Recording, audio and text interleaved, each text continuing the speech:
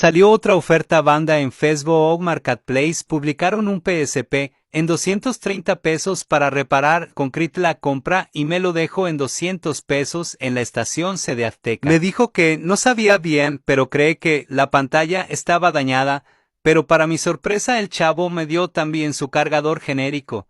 Yo no lo contemplaba, no leí bien la publicación, pensé que era el puro PSP.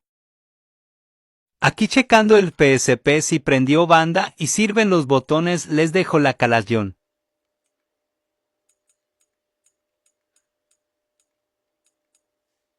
Ya se hizo banda, hora a reparar, gracias por su tiempo, bendiciones.